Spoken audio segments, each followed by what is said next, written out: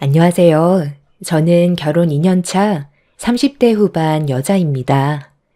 몇 달 뒤면 매년 찾아오는 추석 명절이 코앞으로 다가오다 보니 마트에서는 벌써부터 명절 선물을 한창 예약받고 있더라고요. 정신없이 움직이는 직원을 보고 있는데 작년 추석 때 있었던 안 좋은 기억이 저를 힘들게 만들었고 불과 작년에 있었던 일이라 정신적 충격에서 아직 빠져나오지 못한 저는 장을 끝까지 못 보고 다시 차로 돌아오게 되었습니다. 저를 걱정한 남편은 이미 끝난 일이라고 진정시켜 주었지만 그때의 기억이 머릿속에 떠오를 때면 눈물이 앞을 가릴 정도로 너무 힘이 들었어요. 작년 추석 처음 명절 때 걱정과 기대를 가지고 시댁을 가게 되었는데 이미 저보다 먼저 도착해 있던 두 형님을 보고 반갑게 인사를 했지만 분위기가 상당히 안 좋아 무슨 이유 때문인지 몰랐던 저는 상황 파악을 하기 위해 형님들 표정을 살폈고 왜 저에게 날카로운 시선을 보내는 건지 알 수 없었던 저는 조심스럽게 둘째 형님한테 제가 실수한 게 있는지 물어봤었어요. 저를 빤히 쳐다보던 둘째 형님은 머리도 나쁜 게 눈치도 없다면서 갑자기 막말을 퍼부어대며 화를 냈어요.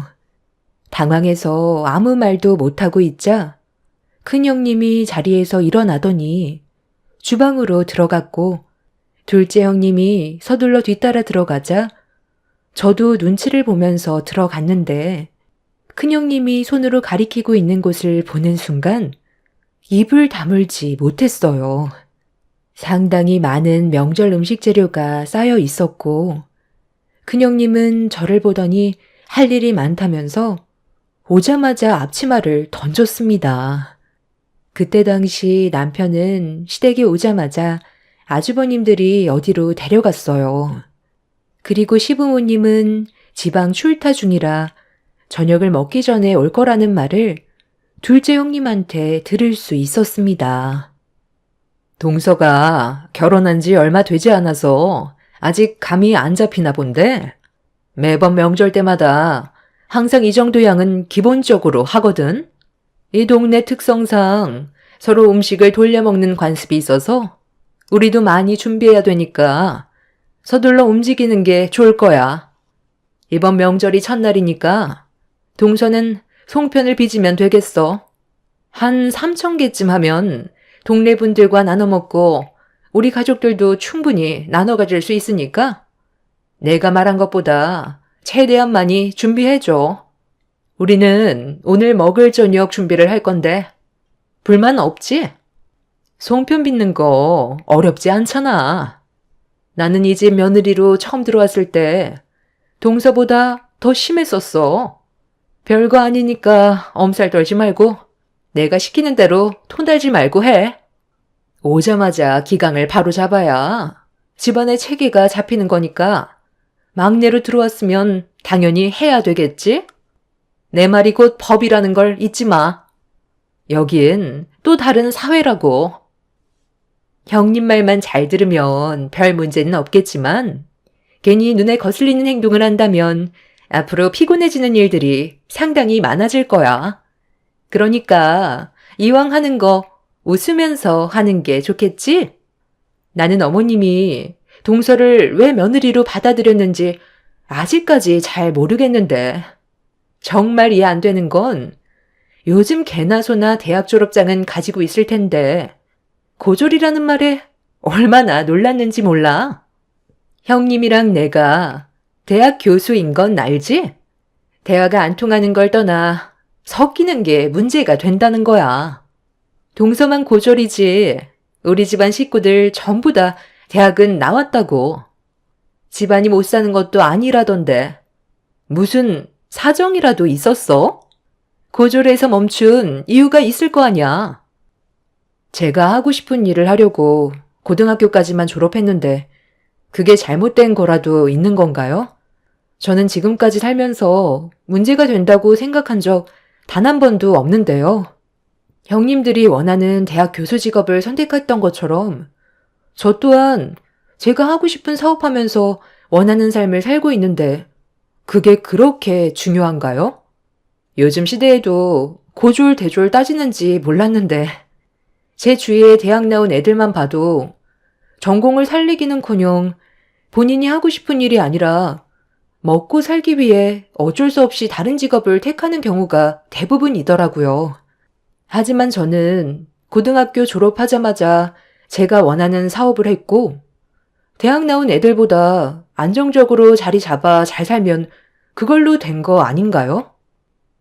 형님들은 결혼 후 저를 어떻게 해서든 잡아먹으려고 이를 갈고 있었어요. 사회 경험이 많았던 저로선 형님들이 하는 행동을 보고 딱 알 수 있었죠. 송편을 3,000개나 만들라고 할 때부터 말이 안 되는 거였어요. 곧 저녁 준비를 해야 되는데 저 혼자 그 많은 양을 만든다는 건 무리가 있었고 제가 어떤 반응을 보일지 떠보려고 일부러 무리한 요구를 한다는 걸 알 수 있었습니다. 저는 더 이상 대학 교수인 형님들과 대화조차 섞고 싶지 않아 아무 말 없이 송편을 빚고 있었어요. 솔직히 까놓고 보면 시댁 집안에서 제가 제일 능력 좋고 훨씬 많은 돈을 벌고 있는데 형님들이 대학 운운하면서 무시하는 게 어이가 없었습니다. 잘난 사람일수록 오히려 숨기기 마련이지 잘난 척하는 사람들 보면 딱 거기까지밖에 없더라고요. 그렇다고 부러운 삶을 살고 있는 것도 아니죠.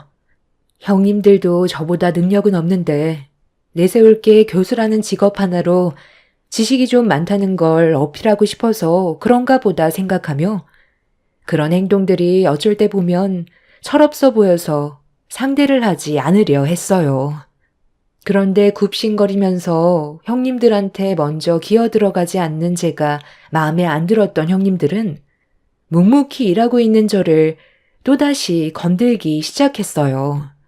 송편 빚는 걸 어렸을 적 부모님과 잠깐 해본 이후 처음이라 이쁘게 만들지 못하고 있었는데 그걸 그냥 지나치지 못한 형님들은 또다시 저에게 말을 붙여왔고 제가 무시하면서 송편만 빚고 있자 기분이 상했는지 자기들 말 무시하냐면서 힘들게 만들어 올려놓은 송편 쟁반을 엎어버렸어요. 동서, 지금 내 말 무시하는 거야? 내가 방금 뭐라고 그랬어? 좀 더 신경 써서 만들라고 했잖아.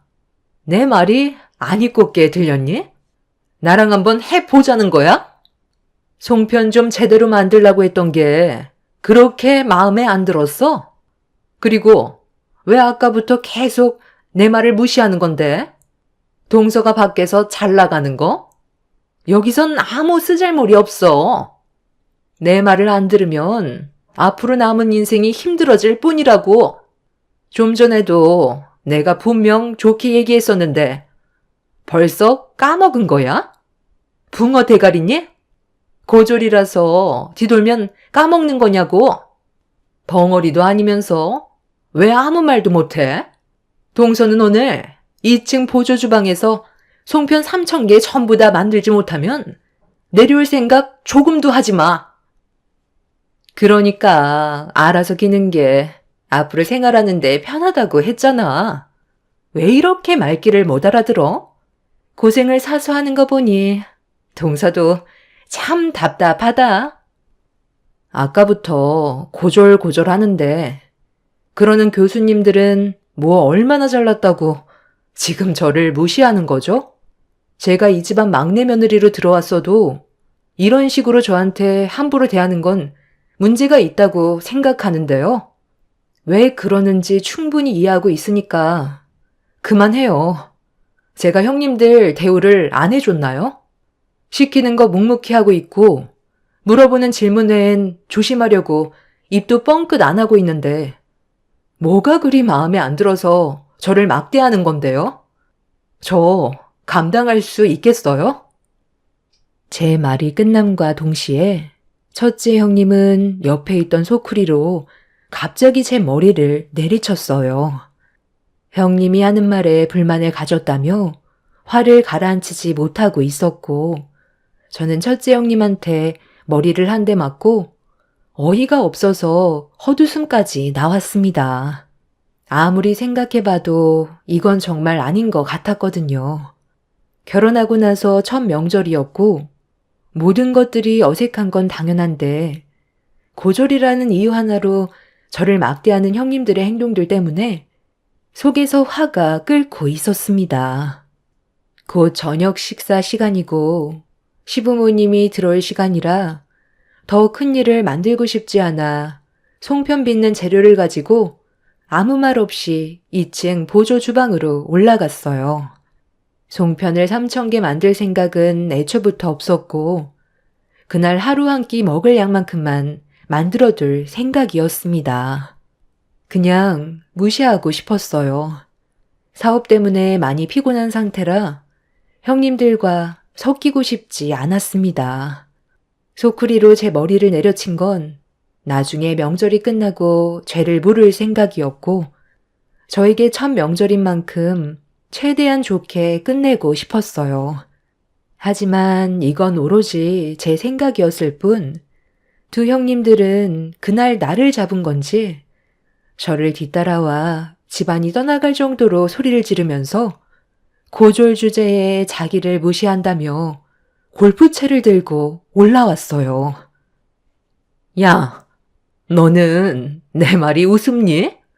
나이도 한참 어린 게 어디서 지금 불만 섞인 표정으로 집안 분위기를 망치고 있어? 내가 아까 뭐라고 그랬어? 내 말이 곧 법이라고 했는데 네가 감히 나를 무시하고 자리에서 먼저 일어나? 그래도 첫 명절이라 긴장을 많이 했을까봐 좋게 대해주려 했는데 동서 태도를 봤을 땐 말로 하는 것보단 매로 해결을 해야 될 것 같네. 못 배웠으면 맞아서라도 배워야지. 오늘 바로 잡지 않으면 앞으로가 상당히 힘들어질 것 같거든. 그래서 지금 들고 있는 골프채로 뭘 어떻게 하려고요? 저한테 휘두르게요? 아니, 대학 교수라는 사람이 생각이 그렇게 없어요? 그걸 저한테 휘두르면 제가 가만히 있을 것 같아요? 지금 달고 있는 교수직 내려놓고 싶은가 봐요? 요즘 사업 운영이 너무 바빠서 정신이 없이 살다 보니 힘들어서 좀 쉬고 싶었는데 잘 됐네요.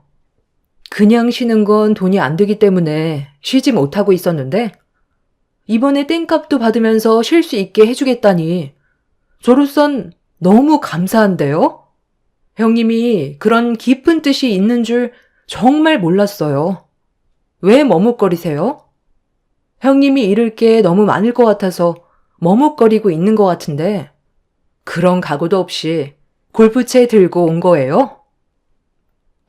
어머, 동서. 지금 형님한테 그게 무슨 말버릇이야? 그냥 죄송하다는 말 한마디 끝나는 건데 왜 일을 이렇게 크게 만들어? 서로 좋게 지내면 되는 거잖아. 참 웃긴 게 한국 문화는 이게 잘못됐어요. 막내 며느리로 들어왔으면 무조건 형님들 말에 따라야 하는 거고 뭐든 죄송하다고 굽신거리면서 살아야 되는 거예요? 요즘 시대가 어떤 시대인데 누가 예전처럼 자기 의사표현도 하지 않고 온갖 상처 다 받아가면서 시키는 일 묵묵히 하고 있겠어요. 이 집안에서만 막내 며느리지 밖에선 저도 대표 소리 들으면서 대우받으며 살아간다고요. 그리고 대학 교수나 됐으면 배울 거 다 배운 양반들일 텐데 애들 소꿉장난도 아니고 이게 지금 뭐 하는 짓이죠? 고졸 나왔으면 무시당하는 게 당연한 거고 대학 나왔으면 대우를 받아야 된다고요? 교수부터가 그런 생각을 가지고 있는데 학교에서 애들이 뭘 보고 배우겠어요? 적어도 사람의 인격을 무시하는 행동을 해선 안 되는 거 아니에요? 그 학교 학생들이 정말 불쌍하네요. 여기가 군대도 아니고 기강을 잡아야 된다는 말부터가 어이가 없어요. 그냥 서로 좋게 웃으면서 잘 지내면 얼마나 좋아요? 이렇게 서로 얼굴 붉히고 있다가 시부모님 오시면 집안 분위기 감당할 수 있겠어요?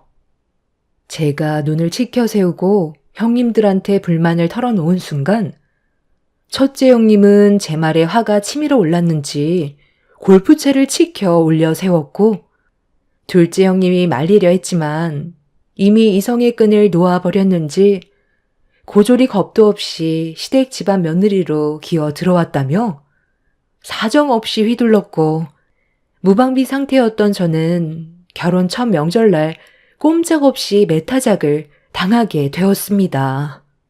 첫째 형님의 충격적인 행동에 놀란 저는 비명을 질렀는데 그 순간 뒤에서 버럭 소리를 지른 시모의 목소리가 들려왔어요. 지금 이게 뭐하는 짓들이야? 너네가 막내 며느리는 첫 명절이니까 모르는 게 많은 건 당연한 거니? 잘 좀 가르쳐 주려고 몇 번이나 부탁했었는데 이게 지금 무슨 일이지? 왜 막내 며느리한테 골프채를 휘두른 건데? 네가 한 행동이 나한테 납득되지 않으면 이 상황 절대 조용히 넘어가지 않을 거다. 어머님이 좀 전에 어떤 상황이었는지 전혀 모르시잖아요. 막내 동서 편만 들어주면 안 되는 거라고요. 제가 왜 이렇게까지 했는지가 중요한 거 아니에요? 제가 옆에서 지켜봤잖아요. 막내 동서가 형님 성격을 긁었다니까요. 오죽했으면 골프채까지 휘저었겠어요. 말하는 게 얼마나 싹수가 없었는데요. 그래서 지금 너는 이런 상황이 잘 됐다는 거니? 말리지는 못할 망정 옆에서 부추기고 있어? 막내 며느리가 뭘 잘못했는지 드러나 보자. 빨리 설명해봐. 제일 큰 문제가 뭐겠어요? 학벌도 안 좋은 게 우리 집안 식구로 들어온 것부터가 잘못이죠. 고졸 주제에 결혼은 하고 싶었나 봐. 그것뿐인 줄 아세요? 제 말을 무시하는 행동까지 보였다니까요. 손이 사람이 얘기하면 깍듯하게 고개 숙이고 들어와야 되는데 잘난 것도 하나 없는 게 고개를 치켜들고 있잖아요. 제가 옆에서 봤는데 어머님, 막내 동서 하나 때문에 조용히 잘 지내고 있던 우리 집안 문제 생기면 안 되잖아요. 다른 며느리 드리는 게 좋지 않겠어요? 네가 제일 나빠. 중간에서 좋게 해결 볼 생각을 해야지. 한쪽 편만 들면 오히려 더 심각해진다는 거 모르니? 그리고 고졸이 뭐 어때서? 내가 며느리로 받아줬는데 니들이 뭔데 이래라 저래라야? 너희가 시임이라도 되니? 학벌이 안 좋으면 이런 식으로 함부로 대해도 된다는 거야? 교수인 너희들은 학생들에게 그렇게 가르치니? 고졸인 사람들은 무시해도 된다고 그렇게 가르치냐고? 왜 묻는 말에 대답을 못해? 너희들 정말 그런 식으로 교육하는 거야? 그게 잘못된 건 아니잖아요. 집안 능력이 부족해서 대학 못 나오는 거? 그거 다 옛말이에요. 요즘 자기가 조금만 부지런히 움직이면 대학교 정도야 충분히 졸업할 수 있다고요. 그게 무슨 뜻이겠어요? 한마디로 게으르다는 거잖아요. 그리고 고등학교 때 놀고 먹었으니 들은 지식도 없어서 대학 가봤자 애들과 어울리지도 못할 것 같으니까 생산직에나 뛰어들고 한평생 공장에 처박혀서 남은 인생 노동만 죽어라 하다가 급에 맞는 사람 만나 결혼해서 쥐질이 궁상처럼 살겠죠. 그래서 최소한 대학은 나와야 대우를 해주라고 그렇게 애들한테 교육하고 있는데 제 교육 방식이 틀렸다고 생각한 적 단 한 번도 없어요. 너 지금 그걸 말이라고 하니? 어떻게 그런 정신 상태로 교수를 하겠다는 거야? 네가 생각하는 그런 기준으로 애들을 주입시키면 얼마나 안 좋은 영향을 끼친다는 거 몰라? 개개인마다 사람들이 생각하는 모든 것들이 다르고 여러 가지 상황들이 있는 건데 너부터가 사고방식이 잘못됐는데 교육받는 학생들이 제대로 성장할 수 있겠어? 그렇게 따지면 너는 뭘 얼마나 대단한데? 대학 교수인 거 말고 뭘 내밀 수 있냐는 거야? 막내 며느리가 우리 집안에서 제일 능력이 좋은 건 알고 있니? 고등학교만 졸업했는데 번듯한 회사 만들어서 대표 소리 듣고 있다. 이 집구석에서 이런 대우받을 사람이 아니라는 거야. 썩어 빠진 너희들의 정신상태 내가 오늘 바로 잡아주마. 너희들 당장 따라 나와. 내가 없는 사이 감히 이런 일을 저질러? 너희들 오늘 아주 그 말 쏙 들어가게 해주마. 시모는 저보다 더 흥분을 가라앉히지 못하고 있었어요. 그 사이 남편과 아주버님들이 집으로 들어왔고 쑥대밭이 되어 있는 집안을 보자마자 사색이 된 얼굴로 쓰러져 있는 저를 부축해 주었습니다. 남편은 어떻게 된 일이냐고 물어보길래 상황을 설명해 주면서 힘겹게 몸을 일으켰어요. 남편은 형님들의 이해할 수 없는 행동들에 분노했고 가만두지 않겠다며 난리치는 거 아주버님들과 시부가 힘겹게 말리고 있었어요. 남편과 아주버님들은 알고 보니 첫 명절날 서로 좋은 추억 만들고 싶어 시장에서 특별히 주문한 케이크와 여러 가지 먹을 걸 사왔었는데 즐겁고 행복할 것만 같았던 그런 그림은 이미 산산조각이 나버린 상태였죠. 시모는 형님들을 데리고 뒷마당으로 가더니 소농장에 멈춰 세웠어요. 그리고 본인들이 저지른 잘못에 대해 저에게 진심을 다해 용서를 구하지 않는다면 그날 조용히 넘어가지는 않을 거라고 화를 냈습니다. 하지만 두 형님들은 저에게 용서를 구하는 건 자존심이 허락지 않았는지 아무 말도 하지 않고 있었어요. 아니 왜 저희들한테만 그러세요? 막내 동서가 처음부터 처신을 잘했다면 이런 일은 없었을 거라고요. 얼마나 따박따박 말대꾸를 했는데요. 동서한테도 잘못된 행동에 대해 추궁해야 되는 거 아니에요? 내가 지금 어디를 다녀왔는 줄 알아? 요양병원에 계시는 시어머니 뵙고 왔다. 막내 며느리는 우리 집안 식구로 들어온 지 얼마 되지도 않았는데 명절 전에 벌써 다녀왔다더라. 이제 기력도 많이 떨어졌는지 오늘 내일 하시는데 너희들은 바쁘다는 핑계로 얼굴 한번 보여준 적 있니? 막내 며느리는 사업 때문에 쉴 시간이 없는데도 시간 될 때마다 요양원을 다녀갔다더라. 그것뿐인 줄 알아? 자기 친할머니도 아닌데 잘 좀 봐달라고 요양원에 근무하신 분들한테 먹을 거며 선물 같은 것도 지속적으로 제공해 줬다는 말에 내가 얼마나 미안했는지 알아? 우리 가족들조차 신경 쓰지 못한 것들을 막내 며느리가 챙겼다.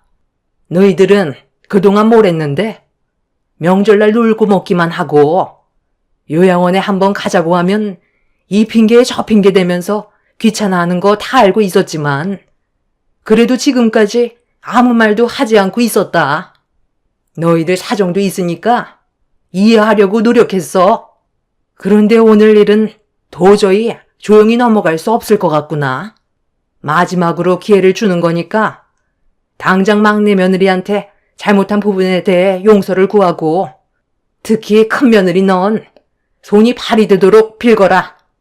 콩밥 먹고 싶지 않으면 당장 싹싹 빌라고. 두 형님들은 시모가 화를 내며 얘기하는데도 눈 하나 깜빡이지 않고 저에게 조금도 사과하려 하지 않았어요. 그 모습을 지켜보던 시모는 결국 더는 참을 수 없었는지 소 농장으로 들어가더니 바가지에 소 배설물을 한 바가지 가득 푼 다음 소똥보다 못한 것들이라고 두 형님들의 얼굴을 향해 사정없이 부어버렸습니다. 시모의 돌발 행동에 경악을 한 두 형님들은 비명을 지르면서 소똥을 뒤집어 쓴 상태로 마당에 있는 수도가로 달려갔어요. 시모는 두 형님들이 씻지 못하게 수도 밸브를 차단시켰고 물이 나오지 않자 시모에게 화를 내면서 집 밖에 있는 농수로로 달려가 자신들의 몸을 빠뜨렸습니다.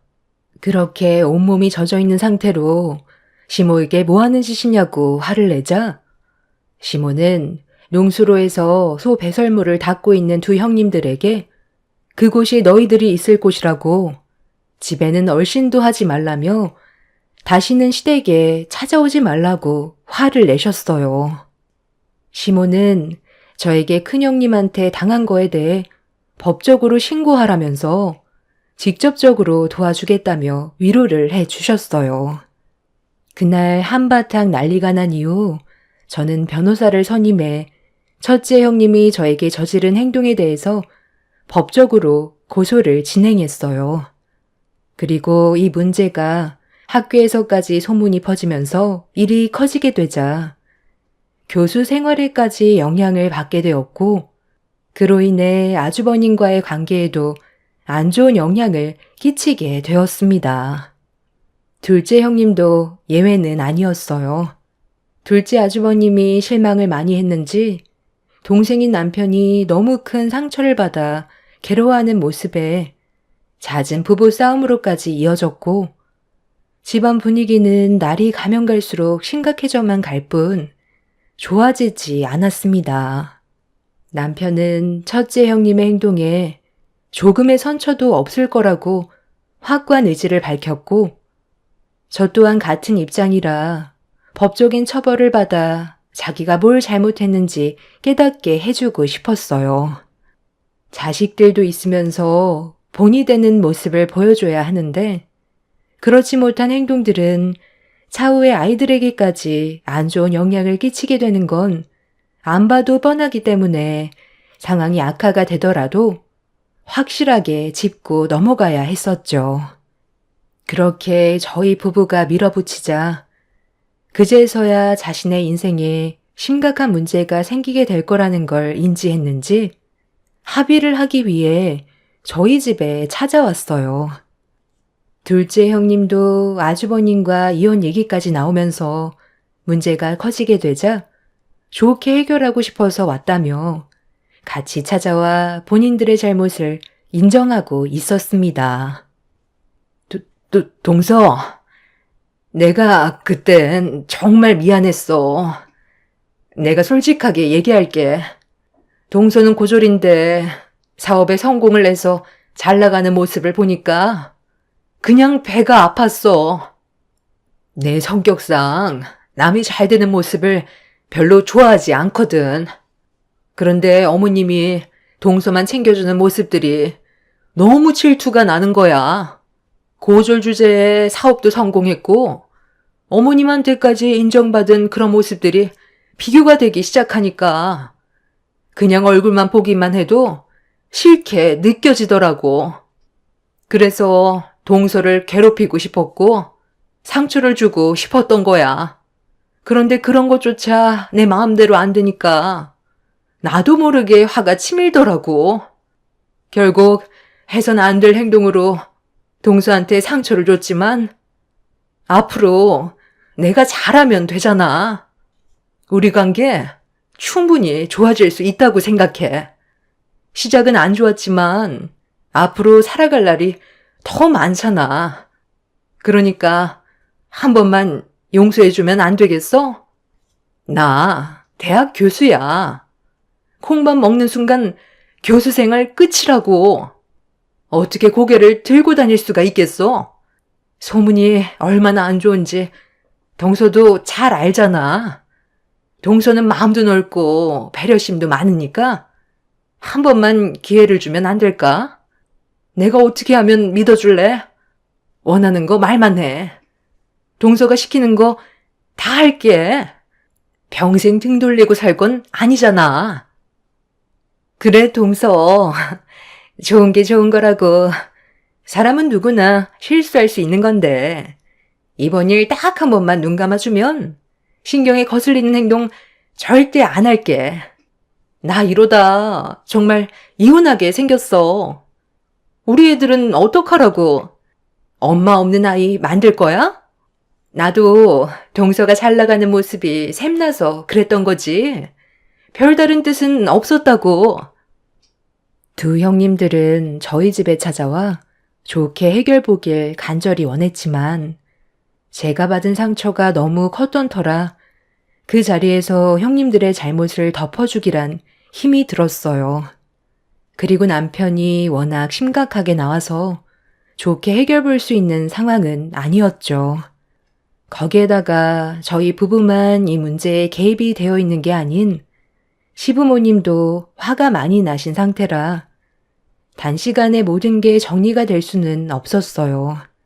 제 결정이 제일 큰 부분을 차지하겠지만 한 번 받은 상처는 쉽게 아물지 않았습니다. 샤워할 때 보면 몸에 남아있는 그때의 상처들이 저를 정신적으로 너무 힘들게 만들었거든요. 결국 첫째 형님은 예정대로 고소를 진행하게 되었고 둘째 형님은 아주버님한테 이혼만큼은 절대 안 된다고 매달려서 현재 벌거 중에 있습니다. 첫째 형님은 현재 징역 1년 6개월을 선고받았어요. 그때 당시 몰랐었는데 제 몸에 새 생명이 자라고 있다는 걸 뒤늦게 알 수 있었고 이 사실을 알게 된 이후 첫째 형님의 형 집행이 더 길게 나오게 되었죠. 큰 아주버님도 정신적인 충격이 상당했는지 현재 이혼을 준비하고 있습니다. 아이들한테도 좋은 영향을 끼치지 못할 것 같아 이혼하는 쪽으로 거의 기울게 된 것 같아요. 아마 출소하면 바로 서류에 도장 찍고 갈라설 것 같네요. 이제 얼마 남지 않은 추석 연휴 어떻게 보내야 할지 모르겠어요. 시댁에 가면 작년에 있었던 일들이 떠올라 많이 힘들까봐 고민 중에 있습니다. 아직 2달 남았으니 좀 더 생각해 보려고요. 지금은 태어난 지 얼마 안 된 건강한 제 아들한테만 신경 쓰려 합니다. 시간이 지나면 제 아픈 기억들도 머릿속에서 어느 정도 정리가 되겠죠. 다 똑같은 사람인데 학벌이나 집안 문제로 차별하는 그런 일은 더 이상 없었으면 좋겠어요. 여러분들의 가정에는 서로 배려하고 아끼면서 행복한 가정을 유지하셨으면 좋겠습니다. 제 사연 들어주셔서 감사합니다. 안녕하세요. 저는 오늘 10년의 시간을 함께했던 시어머니에 대해 여러분들과 대화를 좀 나누고 싶어 사연을 신청하게 된 40대 중반 여자입니다. 사람이 나이가 들면 세상을 떠나야 된다는 건 불변 없는 당연한 이치겠지만 그 과정이 2번은 겪고 싶지 않을 만큼 정신적인 고통이 상당합니다. 사랑하는 사람이 세상을 떠나면 남아있는 사람은 추억을 먹고 산다고 하잖아요. 저 또한 시모가 떠나고 난 이후 지금까지 함께했던 좋은 추억들을 떠올리며 쳇바퀴처럼 반복되는 현실 속에 열심히 살아가고 있습니다. 시모가 돌아가신 지 벌써 2년의 시간이 흘렀는데 사연을 신청하게 된 건 시댁 집안에 남아있는 가족들 때문입니다. 철판도 두껍지 내칠 땐 언제고 이제 와서 저를 찾는 이유는 돈이었어요. 당연히 도와줄 필요가 없기 때문에 전부 돌려보냈지만 느낌이 좋지는 않습니다. 괜히 불이익을 당하게 될까봐 앞으로 어떻게 해야 할지 고민 중에 있어요. 시댁 집안이 처음부터 문제가 있던 건 아니었어요. 시모의 건강이 악화가 되면서부터 집안의 균열이 무너지기 시작했습니다. 누군가 시모를 살펴드려야 할 상황이었는데 다들 바쁘다는 핑계로 함께 지내는 걸 거부했었어요. 장남인 남편이 싫다고 하자 밑에 줄줄이 둘째, 셋째 신우 또한 시모를 받아주려 하지 않았습니다. 집안의 가장인 남편이 당연히 시모를 보살펴 드려야 하는 게 맞는 건데 함께 지내는 게 불편하다는 이유로 신우들한테 떠밀듯 시모를 보내려 하고 있었습니다. 그래서 남편의 행동을 이해할 수 없어 한마디 할 수밖에 없었어요. 당신이 뭔 상관이야? 괜히 쓸데없이 나서지 말고 가만히 있어. 이게 지금 얼마나 피곤한 일인지 알아? 동생들이 알아서 하게 놔두면 된다니까. 어떻게 모른 척 할 수가 있어. 어머님이 어떤 상태인지 뻔히 알면서 지금 그런 말이 나와? 췌장암에 암세포가 간에까지 전이가 된 상황인데 걱정도 안 되는 거냐고. 곧 병원 치료 받을 건데 우리 집에 있을 필요는 없잖아. 병실 입원할 때까지 동생들한테 봐달라고 했으니까 걱정 안 해도 된다니까. 당신 5년 전에 아버님 돌아가셨을 때 뭐라고 그랬어? 어머님 몸 건강히 잘 보살펴 드린다고 걱정하지 말라면서 약속하지 않았어?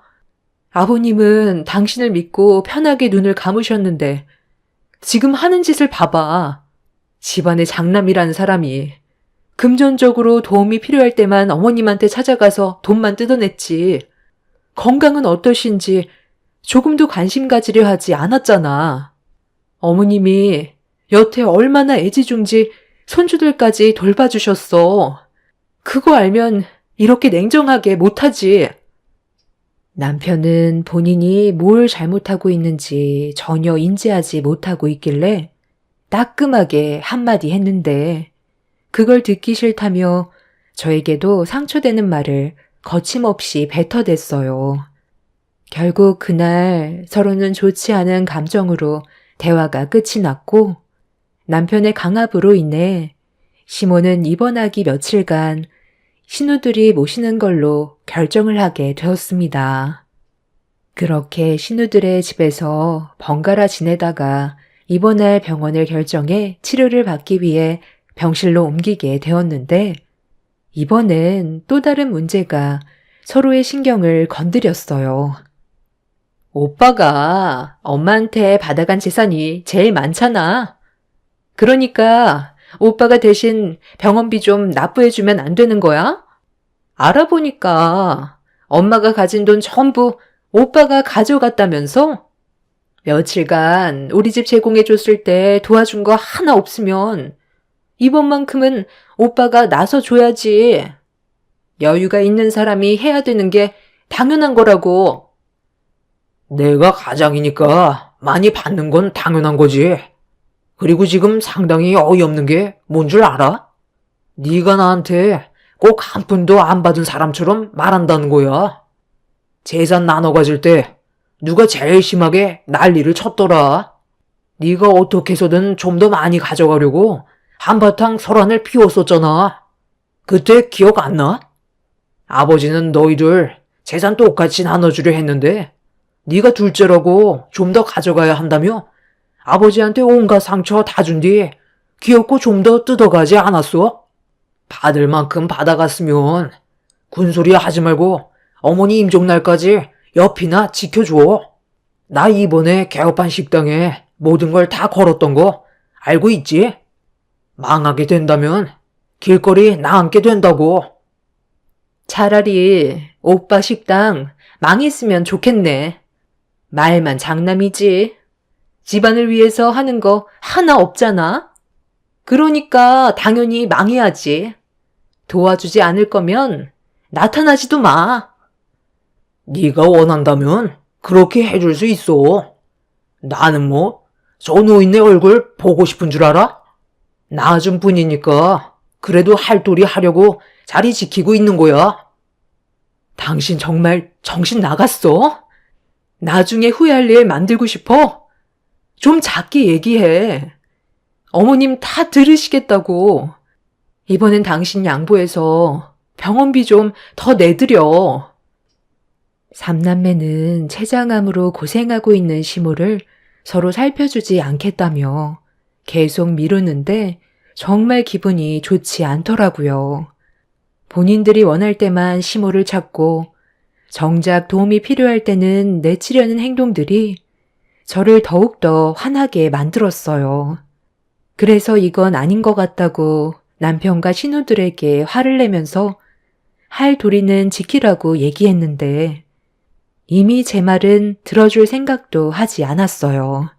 결국 아무것도 해결되지 않은 상태에서 집으로 돌아오자마자 남편과 그날 대판 싸우게 되었습니다.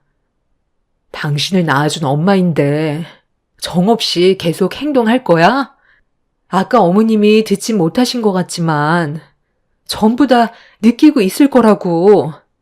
도대체 뭐가 문제야? 어머님이 불쌍하지도 않아? 그래도 자식들이라고 도움이 필요하다며 손 내밀었을 때 조금이라도 고민한 적 있으셨어?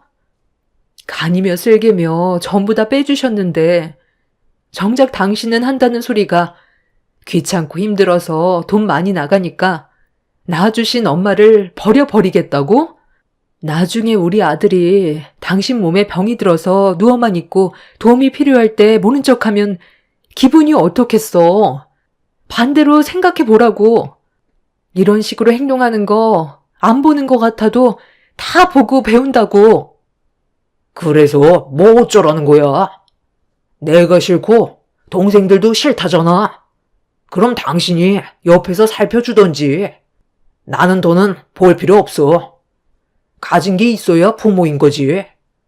이제 빈 껍데기밖에 안 남았는데 더 이상 받아먹을 것도 없잖아.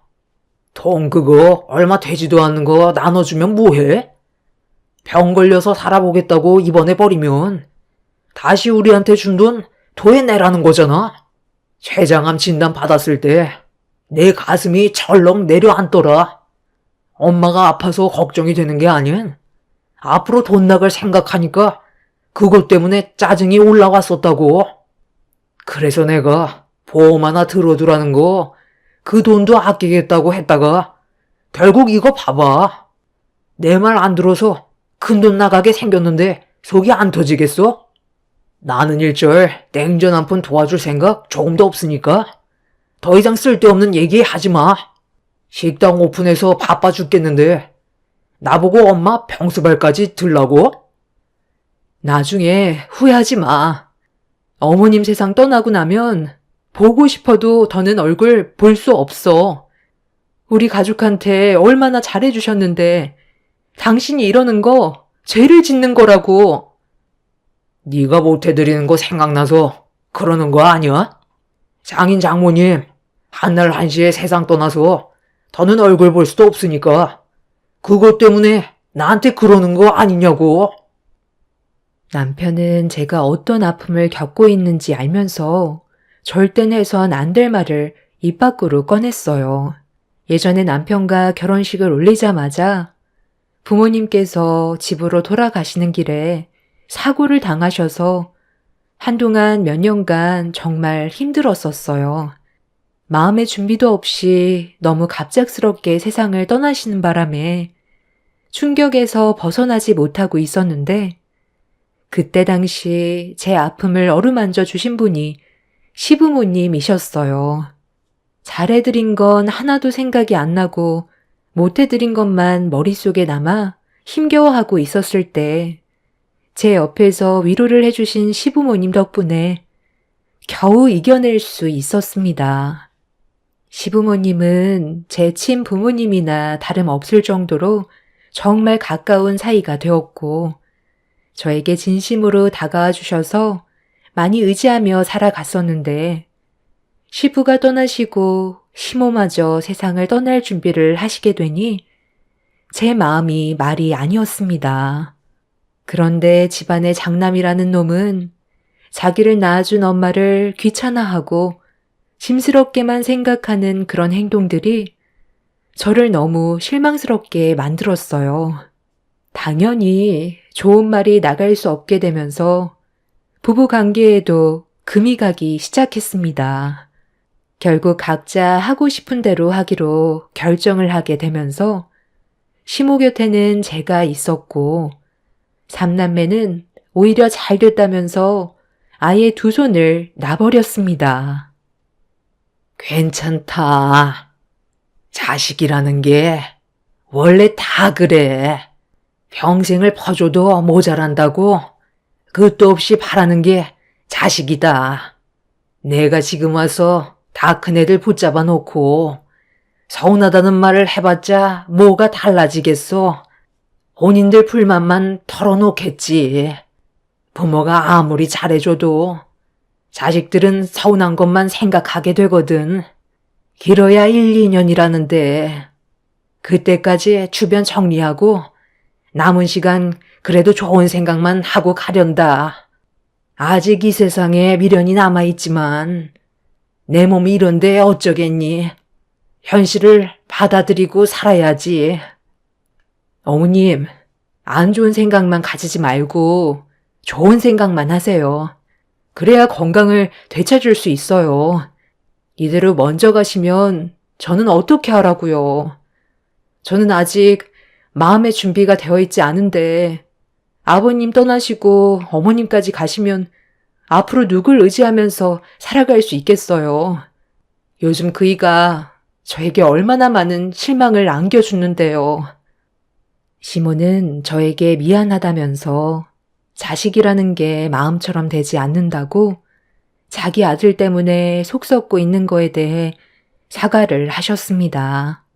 저는 그런 말을 들으려고 했던 게 아니었는데 시모는 자식 잘못 키운 건 부모 잘못이라면서 앞으로 제가 남편과 함께 살아가는데 어려움이 많이 겪게 될까봐 걱정을 하셨습니다. 암은 스트레스가 제일 좋지 않다고 들었는데 시모도 삼남매 때문에 상당히 힘들어하고 있었습니다. 삼남매는 억지로 서로 돈을 쪼개서 시모의 치료비를 지원했지만 그마저도 얼마 가지 못해 더는 못 내겠다며 막내 신우가 들고 일어서자 둘째 신우도 치료비가 너무 부담스럽다면서 더는 못하겠다고 등을 돌려 버렸어요. 그러자 남편이 버럭 화를 내더니 혼자서 모든 걸 감당할 수 없다며 또다시 집안 싸움이 시작이 되었습니다. 신우들도 결혼을 해서 아이를 낳고 키우다 보니 금전적으로 부담을 느낄 수 있는 건 당연한 거지만 그래도 다들 먹고 살 만큼 충분히 벌고 있으면서 너무 싫은 내색을 한다는 게 제 기분을 안 좋게 만들었어요. 혼자서 감당하라는 것도 아니고 서로 나눠서 병원비 충당하면 그렇게 부담스러울 정도의 돈도 아닌데 그것도 내기 싫은 거예요? 그럼 그냥 어머님 산속에 고려장하고 오면 되겠네요. 어쩜 자식들이 하나같이 똑같을 수가 있어요? 당신이 이런 건 알아서 이끌어 가야 하는 거 아니야? 언제까지 이렇게 살아갈 건데? 희망도 없는 미래에 돈을 쓰고 있는데 당연히 아깝지. 안 아깝겠어? 차라리 그냥 엄마한테 연명치료 거부하시라고 말씀드려야 되겠다. 어차피 췌장암 그거 가망 없다며. 다른 암도 아니고 췌장암이 고치기 제일 힘들다던데 자식들까지 힘들게 만들 필요 없잖아. 연명치료 그만하고 세상 떠날 준비나 하시라 해.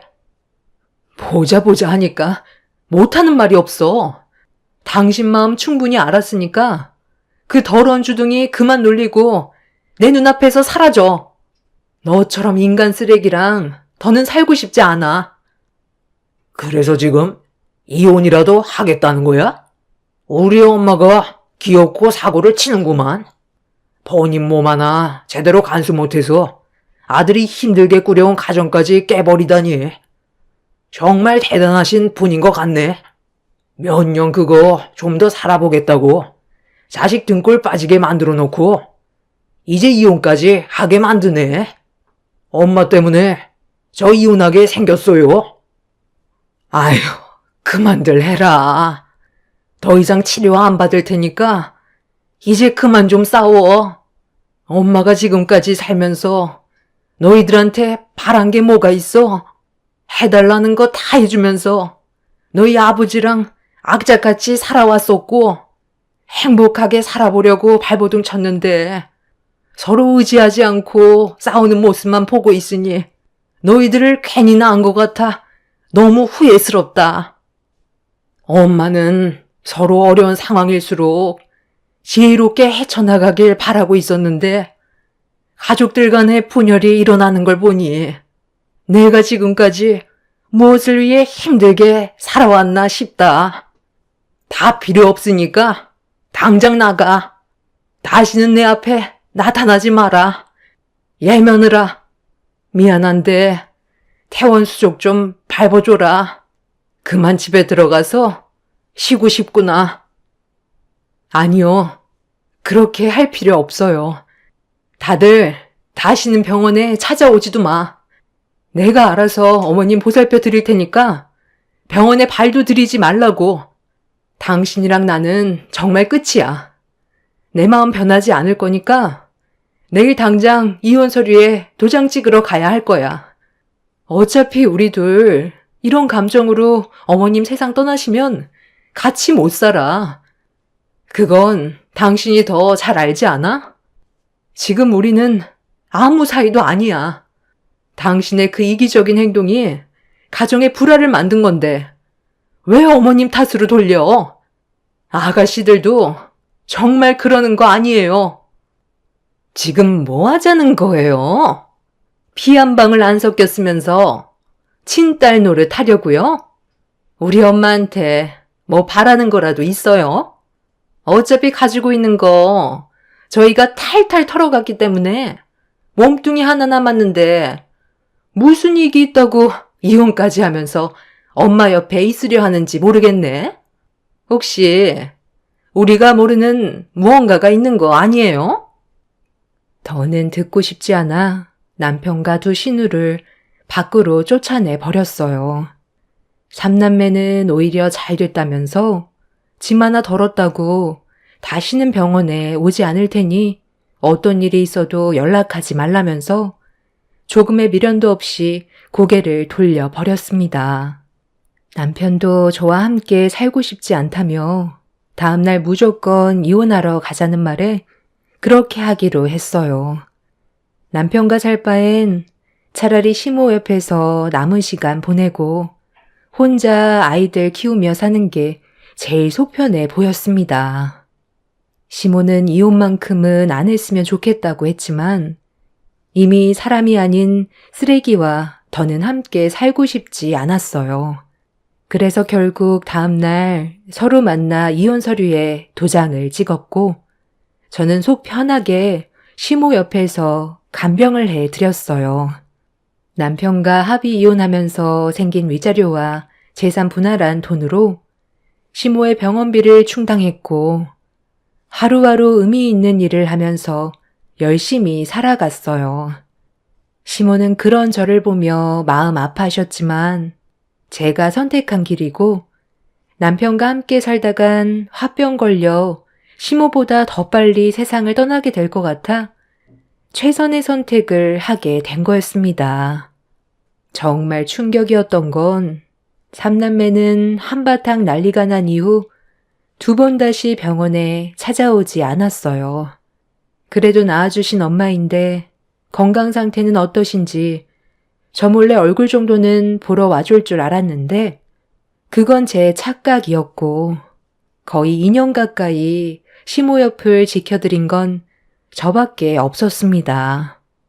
시모는 저와 함께 있으면서 정말 많은 대화를 주고받으며 매일을 즐겁게 보내셨어요. 얼굴엔 항상 미소가 끊이지 않을 정도로 저와 함께 있는 시간을 행복해 하셨는데 치료를 받아도 시모의 건강이 좋아지기는커녕 계속 안 좋은 방향으로 흘러갔어요.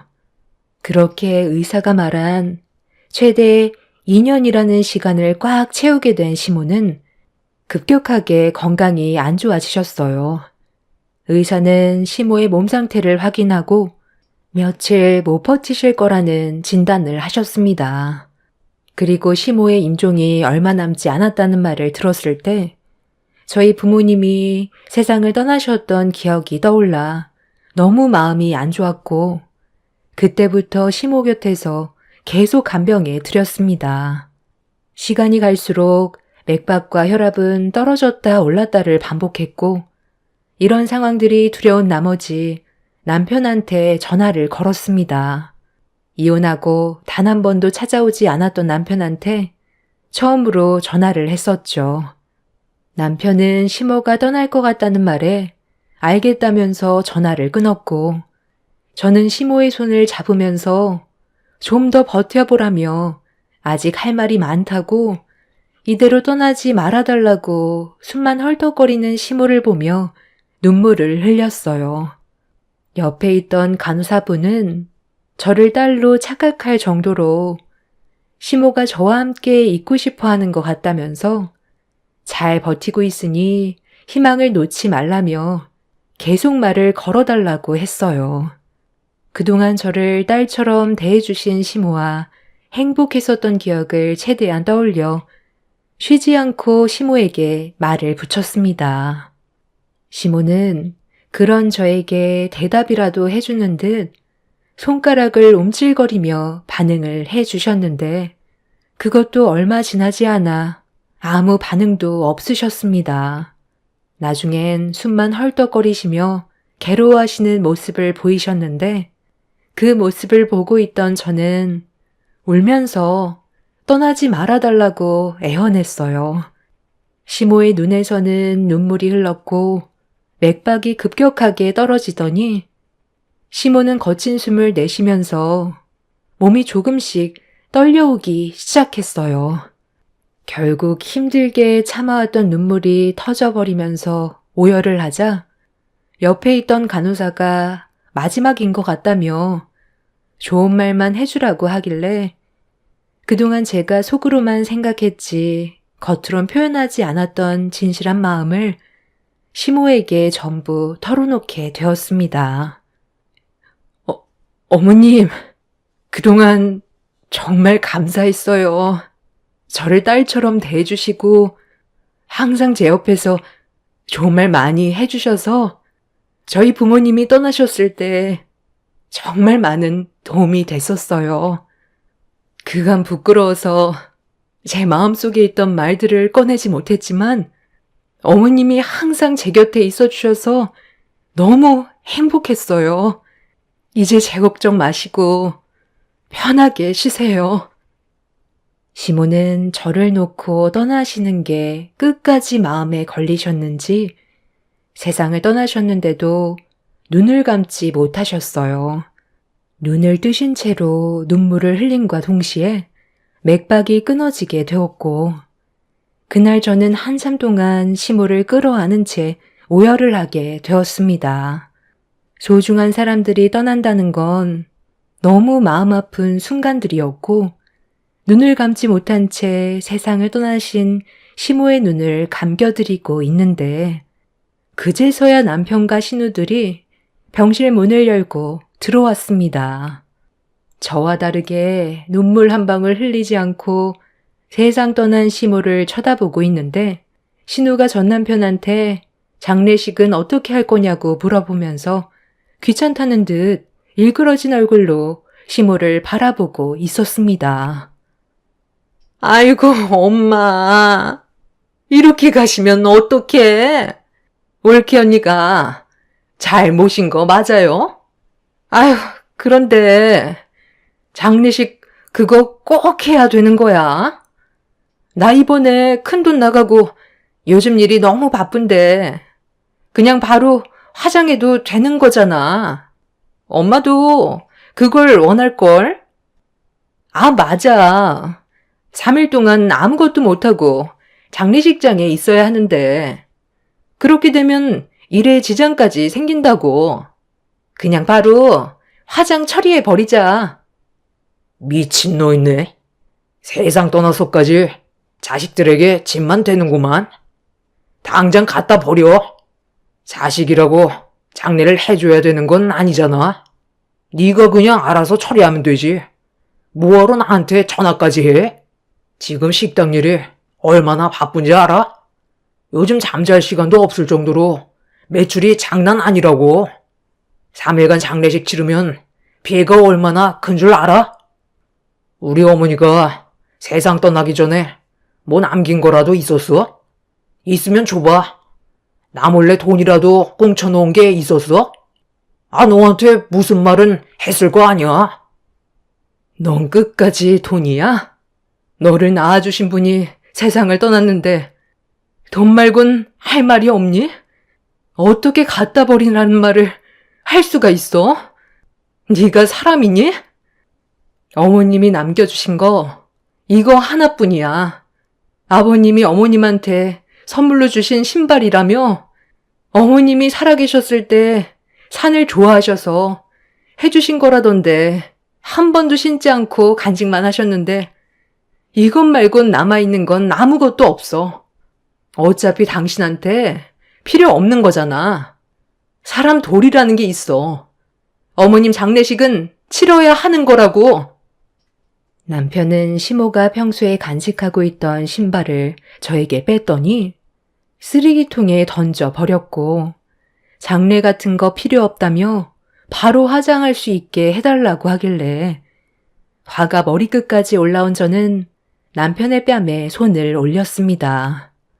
자식들을 위해 지금까지 희생만 하고 살아왔는데 남편은 기본적으로 해야 될 도리조차 하지 않으려 하길래 너무 화가 난 나머지 손을 올려버렸고 세상 떠난 시모 앞에서 삼남매들과 한바탕 하게 되었죠. 저는 남편한테 해야 될 도리도 하지 않는다면 지금 하고 있는 일들 언젠가 망하게 될 거라면서 시모가 그동안 아끼고 한 번도 신지 않았던 쓰레기통에 처박힌 신발을 꺼내들어 해야 될 건 하라고 분노를 가라앉히지 못했고 삼남매는 일그러진 얼굴로 장례식을 진행했습니다. 삼남매 지인들 몇 명 말고는 장례식장에 오는 사람은 딱히 없었지만 그래도 겨우 장례식을 무사히 끝낼 수 있게 되었습니다. 그렇게 납골당에 안치한 뒤 남편은 앞으로 평생 2번 다시 얼굴 볼 일 없었으면 좋겠다며 등을 돌렸습니다. 장례도 안 치르려 했던 불효자들이 언젠가 전부 망하기를 간절히 바라면서 저도 제 아들들과 함께 열심히 살아갔어요. 시모가 남겨주신 신발을 신고 밑창이 떨어질 정도로 앞만 보며 달려왔습니다. 정신없이 바쁘게 움직이다 보니 부유하지는 않아도 어느 정도 안정적으로 자리를 잡을 수 있었는데 어느 날 신발 밑창이 떨어져 나가 더는 신지 못할 것 같아 세탁해서 한편에 보관해 두려고 신발 속 깔창을 꺼내 솔질을 하려는 순간 밑바닥에 이상한 글씨가 새겨져 있었어요. 알 수 없는 주소 같은 게 적혀 있길래 한참 동안 바라만 보다가 그날 저는 제 아이들을 차에 태운 뒤 주소가 적힌 곳으로 향하게 되었습니다.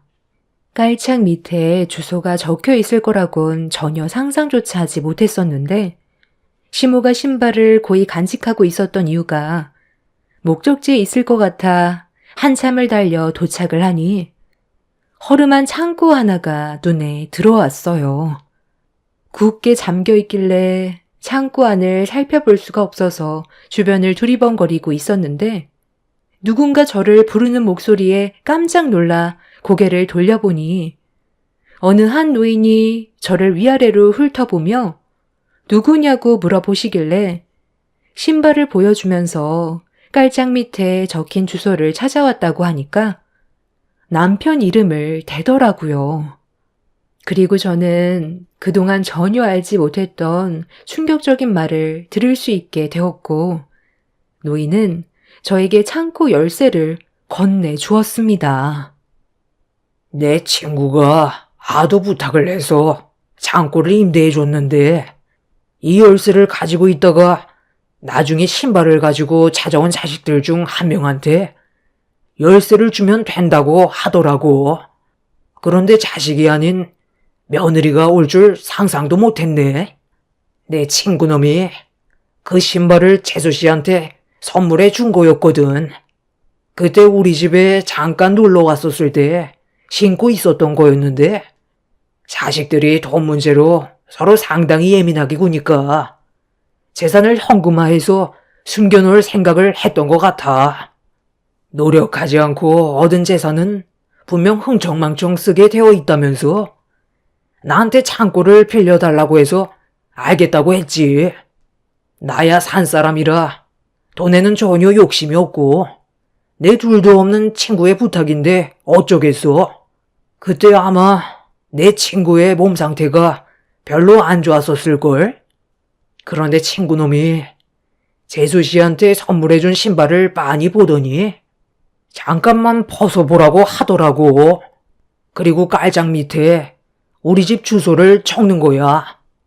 나중에 재수 씨가 신발을 자식들한테 내밀었을 때 가져가 밑창 떨어지게 열심히 뛰어 일한 한 명은 신발을 세탁하기 위해 깔장을 빼게 될 테고, 그렇게 되면 적혀있던 주소를 확인하게 되니 그 재산을 노력한 사람만 가지게 되는 걸로 계획을 하게 된 것 같아. 그런데 내가 3명의 자식들의 얼굴을 알고 있어서 그 중에 한 명이 올 줄 알았는데 며느리가 오게 될 거라곤 상상도 못했네. 어찌됐든 이 열쇠 받고 안에 있는 물건 가지고 가면 될 거요. 그럼 재수씨 자식들은 그 신발을 받지 않았다는 거야? 어떻게 된 영문인진 모르겠지만 그쪽이 열심히 두 발로 뛰고 살아온 결과에 대한 보상이니 받는 건 당연한 거요. 저는 생각지도 못한 말을 듣게 되었고, 시모가 왜 신발을 악착같이 가지고 있었는지 그제서야 이해를 할 수가 있었습니다. 시모는 3명의 자식들에게 남겨져 있던 재산을 주고 싶지 않았던 거였고, 세상 떠나기 직전 저에게 신발을 주시면서 아끼지 말고 신으라며 열심히 뛰면서 살다 보면 좋은 날이 올 거라고 했던 말이 머릿속으로 스쳐 지나가게 되었죠. 그렇게 창고 문을 열게 되니 그곳엔 가방 하나가 눈에 보였고, 안에 있던 내용물을 확인한 순간 입을 다물지 못했습니다. 그 안에는 5만 원짜리 지폐가 묶음으로 가득 채워져 있었어요. 상상을 초월한 일이 펼쳐지게 되었고, 무거운 가방을 들어 창고로 나왔는데 아버님 친구분은 이미 다른 곳으로 가셨는지 더는 보이지 않았습니다. 저는 그날 그 가방을 가지고 집으로 돌아와 어떻게 해야 할지 몰라 고민을 할 수밖에 없었어요. 너무 큰 돈이라 감당이 안 될 정도였죠. 한 묶음당 500만 원이었는데 총 100개가 들어 있었습니다. 5억의 돈이 들어오게 될 거라곤 전혀 예상하지 못했던 터라 고민이 많았었는데, 얼마 뒤 남편과 신우들이 저희 집으로 찾아왔어요. 가진 것도 없었던 저에게 찾아온 이유는 돈을 빌리기 위해 온 거였죠. 전 남편이 식당이 대박이 나게 되자 신우들도 하던 일 전부 그만두고 전 남편의 도움을 받아 무리하게 식당을 차리게 되었는데, 몇 년간 전염병 문제로 인해 식당이 막대한 피해를 받게 되었고, 폐업까지 하게 되면서 막대한 빚과 길거리에 나앉게 될 상황이 오게 되자 지푸라기라도 잡는 심정으로 저에게 찾아온 거였습니다. 저에게 5억이라는 돈이 들어온 상태라 떨리는 목소리로 빌려줄 돈은 없다고 다시는 찾아오지 말라며 쫓아보냈지만, 거짓말을 하지 못하는 저로선 또다시 찾아오게 되면 어떻게 해야 할지 모르겠더라고요. 그래서 현재 이사를 준비 중에 있습니다. 시부모님이 남겨두신 재산, 불효자인 그놈들에게 주고 싶지 않아요. 그런데 나중에 이 사실을 알게 된다면 법적으로 문제가 생길 것 같아 가방에 고이 모셔두기만 했지 아직까지 꺼내지 않고 있습니다. 제 돈이 아니라서 더 그런 것 같아요. 차라리 사회에 기부하는 게 속 편할까요? 시모가 저에게 신발을 줬을 때 이 재산을 저에게 준 거나 다름없지만, 시모의 자식들이 이 사실을 알게 된다면 분명 법적으로 소송을 걸겠죠. 깔창 밑에 적혀있던 주소는 저만 알고 있기 때문에 그놈들이 알 수는 없겠지만 불안한 건 어쩔 수 없는 것 같습니다. 이런 상황 속에 제가 어떻게 하면 좋을지 모르겠어요. 시모가 주신 재산이니 그냥 속 편하게 제 아들들과 앞으로의 미래를 위해 쓰면 되는 건가요? 여러분들의 의견이 필요할 것 같아요. 앞으로 조용히 살면 되겠지만 마음이 편하지 않아서 많이 불편합니다. 제 삶에 도움이 되는 돈이 들어왔는데 기분이 좋은 건 아니네요. 여러분들의 의견을 적극 반영해서 앞으로의 삶에 계획을 세우는 게 좋을 것 같아 이렇게 사연을 신청하게 되었습니다. 그놈들에게 돈이 들어가는 건 절대 원하지 않아요. 제 사연 들어주신 분들의 삶에도 언제나 좋은 일만 가득하셨으면 좋겠어요. 열심히 살다 보면 그에 따른 보상이 뒤따르는 건 당연한 것 같습니다. 오늘따라 돌아가신 시모가 많이 그립네요. 모든 분들 장마철 건강 유의하세요. 감사합니다. 안녕하세요. 저는 현재 남편과 이혼을 한 지 한 달 된 40대 초반 여자입니다. 지금도 그날 겪었던 충격적인 일로 인해 정신과 치료를 받고 있을 정도로 힘겨운 삶을 살아가고 있습니다. 사람은 자신이 원하는 걸 얻기 위해선 무슨 짓이든 다 할 수 있다는 걸 이번 일을 통해 확실하게 알 수 있었어요. 여러분들께서도 아마 제 사연을 듣게 되신다면 전혀 예상하지 못한 전 남편의 행동에 엄청난 충격을 받게 되실 테고 제가 왜 이혼을 했는지 이해하실 것 같습니다. 저희 부부관계에 문제가 생기기 시작한 건 6개월 전부터였어요. 그 전부터도 좋은 관계는 아니었지만 그래도 그렇게 나쁜 건 아니었는데 언제부터인가 상당히 예민한 반응을 보이더니 매 순간마다 항상 저에게 짜증을 냈어요. 저도 사람이기 때문에 상처를 받게 되는 건 당연한 건데 남편은 상처를 받든 말든 그런 건 전혀 상관하지 않았습니다. 갑자기 변한 남편의 성격에 적응이 되지 않았던 저는 도대체 왜 그러는 건지 이해할 수 없어 대화로 풀어나가려 했지만 남편은 자신의 속마음을 전혀 표시하지 않았어요. 이유를 알지 못하니 하루하루가 답답할 뿐이었습니다. 어떻게 해야 할지 몰라 여러 가지 방법으로 남편의 기분을 풀어주려 많은 노력을 했었죠. 하지만 돌아오는 건 언제나 차갑고 상처되는 말밖엔 없었어요. 이런 문제가 반복이 되다 보니 저 또한 지칠 대로 지쳐버려 더는 상대조차 하지 않았습니다. 어쩔 때는 아이도 없는데 그냥 이혼해버릴까? 이런 생각이 떠나지 않을 정도로 남편한테 너무 큰 실망을 했어요. 이런 심각한 부부관계에 제가 버틸 수 있었던 건 시모가 항상 저를 딸처럼 대해주셔서 남편이 서운하게 해도 그냥 넘길 수 있었습니다. 하지만 날이 가면 갈수록 남편의 지나친 행동은 저를 점점 지치게 만들었어요. 결국 이 문제로 인해 시모 옆에서 대판 싸우게 되었고 제 입에서 이혼 얘기까지 나와 버렸습니다. 차라리 당신이랑 이혼하는 게 좋겠어. 나 이렇게는 도저히 못 살아. 요즘 나를 왜 못 잡아먹어서 안달인데? 잘못한 것도 없는 나한테 화를 내는 이유가 뭐야? 네가 그냥 내 옆에 있는 거 자체가 짜증이 나는 걸 어떻게 아냐? 너도 싫고 병들어 움직이지 못하는 우리 엄마도 짜증이 난다고. 도대체 언제까지 이렇게 살아야 되는지 모르겠어. 정말 지긋지긋하다고. 너는 하는 행동 모든 게 답답하고 엄마는 맨날 죽겠다는 소리를 입에 달고 있으니 내 기분이 어떻겠어? 어머님이 건강이 안 좋으시니까 당연한 거지. 그리고 어머님이 이렇게 된 게 누구 때문인데? 네가 술을 마셔도 적당히만 먹었으면 이런 일은 없었을 거라고. 몸조차 가누지 못할 정도로 퍼마시고 집으로 걸어오다가 아들 걱정된다고 밖에서 한참 동안 기다리신 어머님이 술 취한 너를 발견하고 서둘러 걸어갔는데 달려오는 차와 부딪힐 뻔했던 거, 어머님이 뛰어들어서 네가 목숨을 건질 수 있었던 거 기억 안 나? 그런데 방금 뭐라고 그랬어? 너를 낳아주고 목숨까지 구해줬는데 병들어서 짜증이 난다고? 정말 제정신이 아니구나.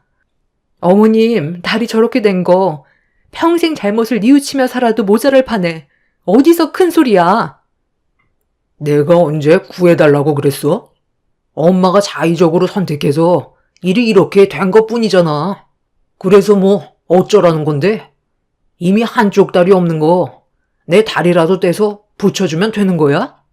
나는 엄마가 이 세상에서 하루빨리 사라져줬으면 좋겠어. 엄마 때문에 되는 일도 하나 없다고. 차라리 그때 그냥 떠나지 그랬어.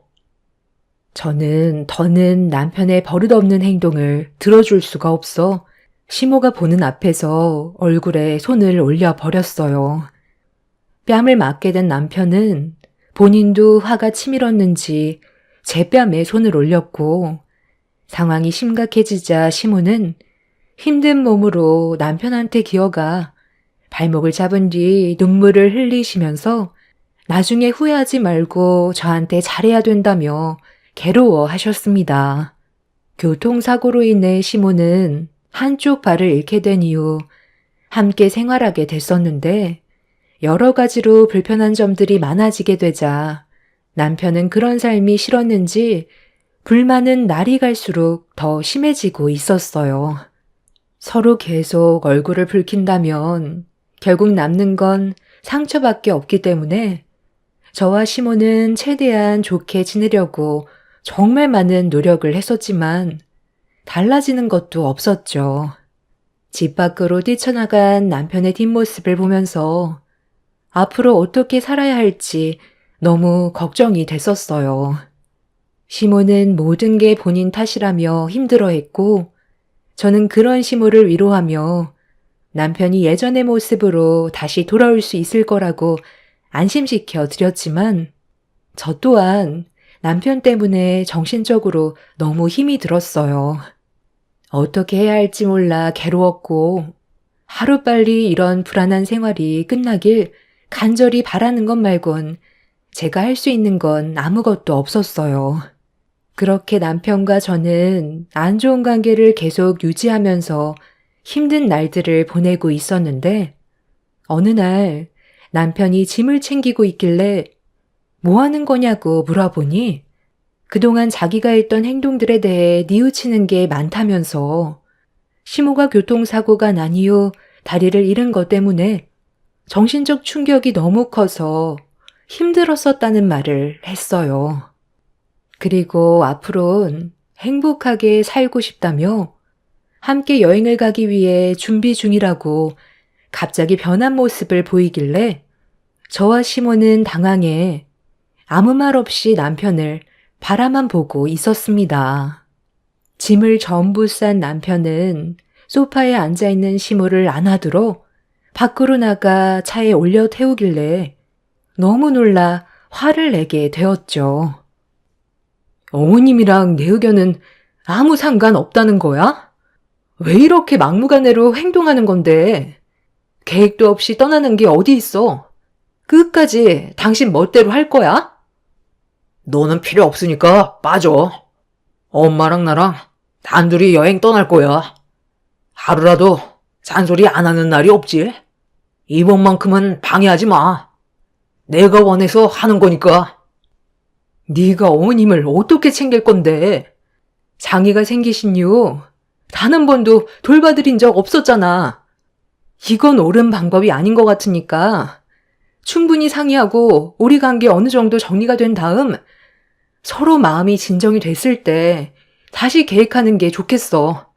어머님도 이런 기분으로 여행을 떠나고 싶어 하실 것 같아? 제발 내 일에 방해 좀 하지 마. 엄마랑 여행 좀 가겠다는데 네가 뭔 상관이야? 그동안 너무 못해드린 것 같아. 바람 좀 쐬러 가는 것뿐이라고. 남편은 차문을 잡고 있는 저를 밀친 뒤 출발을 했고 그 모습을 바라만 볼 수밖에 없었습니다.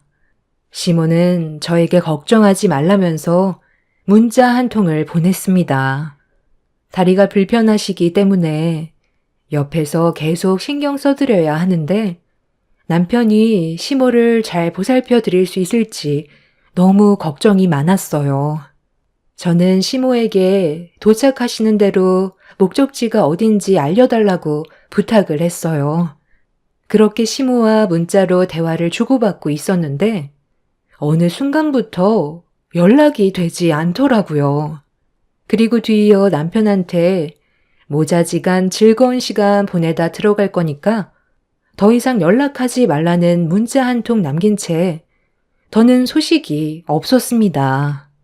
남편과 시모가 걱정이 돼서 전화를 해봤지만 핸드폰은 꺼져 있었고 그렇게 며칠 동안 연락 두절인 상태로 불안한 마음을 가지고 시모와 남편이 하루빨리 집으로 무사히 돌아오길 기다리고 있었는데 늦은 저녁 깜빡 잠이 들었던 상태에서 남편한테 갑자기 전화가 왔어요.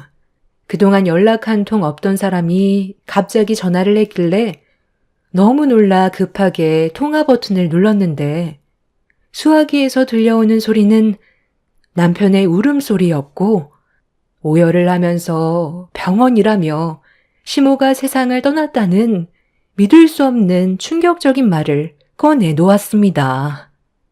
사실이 아니라고 믿고 싶었는지 몇 번이나 남편한테 되물었고 병원의 위치를 알려주길래 서둘러 택시를 타고 급하게 병원으로 향했어요. 전혀 상상하지 못했던 일들이 눈앞에 펼쳐져 진정이 되지 않고 있었습니다. 그렇게 병원을 도착해 남편이 알려준 위치로 찾아가니 오열하는 목소리가 들리길래 서둘러 걸음을 옮겼습니다. 그리고 눈앞에 펼쳐진 광경을 보는 순간 저 또한 그 자리에서 주저앉을 수밖에 없었어요. 하얀 천으로 뒤덮여 있는 시모를 보게 되었고 형체를 알아볼 수 없을 만큼 온몸이 화상을 입은 상태로 굳어져 있었습니다. 떨리는 목소리로 남편한테 어떻게 된 거냐고 물어볼 수밖에 없었어요. 지금 이게 어떻게 된 거야? 분명 최대한 조심히 다녀오라고 했었잖아. 그런데 왜 갑자기 어머님이 세상을 떠나게 된 거냐고. 어떻게 차가 화재로 덮일 수 있냐는 거야. 모르겠어. 내리막길에 잠깐 차를 세워놨었는데 볼일을 보고 돌아왔는데 차가 기둥을 부딪힌 상태로 화재가 나고 있었어. 나도 지금의 상황을 믿을 수 없는데 왜 화를 내고 그래? 엄마랑 좋은 시간 보내고 있었고 기분 좋게 집으로 돌아오는 길이었다고. 화재로 뒤덮인 차량을 나 혼자 해결할 수가 없어. 119에 도움을 요청했었는데 불길이 너무 커져서 진압하는데도 상당히 오랜 시간이 걸렸었어. 얼굴을 못 알아볼 정도로 온몸이 녹아내렸고 손을 쓸 수 없었던 나 자신이 너무 한심스러웠어. 전부 내 탓이야. 당신 말을 들었더라면 이런 일도 생기지 않았을 텐데 괜히 고집 부려서 내 손으로 엄마를 떠나게 만든 거라고. 그러니까 나중에 같이 가자고 했잖아. 당신 기분 내키는 대로 움직이니까 이런 사고가 터진 거 아니야. 내가 옆에 있어줬어 봐. 이런 일은 전혀 일어나지 않았다고. 남편은 주저앉아 오열을 하면서 괴로워하고 있었어요. 남편을 원망한다고 시간을 되돌릴 수도 없었던 상태라 저 또한 너무 큰 충격을 받아 맨정신으로 버티는 게 너무 힘이 들었어요. 결국 남편의 생각 없는 행동으로 인해 얻게 된 결과로 시모는 세상을 떠나게 되었고 그렇게 장례식을 진행하게 되었습니다. 경찰은 단순 사고사로 처리를 했지만 저는 남편이 다리를 잃은 시모가 짐스럽게 느껴져 사고사를 위장해 세상을 떠나도록 치밀한 범죄를 저질렀다는 의심을 떨쳐버릴 수가 없었어요. 하지만 제가 남편이 잘못을 저질렀다는 진실을 알아낼 수 없었기에 경찰의 말을 믿을 수밖에 없었고 정신없이 시모의 장례를 치르고 있었는데 남편이 제 팔을 잡고 휴게실로 끌고 갔어요. 갑작스러운 돌발 행동에 남편의 팔을 뿌리치며 화를 냈어요. 네가 일부러 어머님 저렇게 만들었지? 생명보험 노리고 저지른 행동 아니야? 내가 모를 줄 알아? 갑자기 어머님이랑 여행 간다고 할 때부터 의심스러웠어. 그게 뭔 소리야? 내가 왜 그런 쓸데없는 짓을 저지르겠어? 경찰들도 단순 사고사라잖아. 나는 좋은 뜻에서 여행을 간 거지. 다른 뜻은 없었다고. 이상한 생각할 시간에 조문객들이나 잘 좀 챙겨. 조금 있다가 임직원분들 오신다니까 깍듯하게 모셔. 알겠어? 느려 터지게 행동하지 말라는 거야. 그렇게 불안하면 네가 하면 되잖아. 임직원도 똑같은 사람이야.